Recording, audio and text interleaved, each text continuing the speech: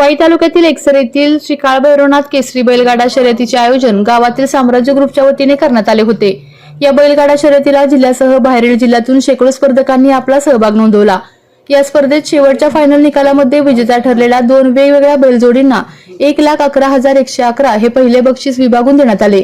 यामध्ये चिक्या आणि सर्जा या बैलजोडीला आणि रायफल आणि सोन्या या दोन बैलजोड्या विजेत्या ठरलेल्या होत्या। दरवेळी आयोजित केलेल्या या बैलगाडा स्पर्धेला मोठ्या संख्येने स्पर्धक हजेरी लावत असतात। या बैलगाडा शर्यतीची घेतलेली ड्रोनद्वारे काही दृश्य।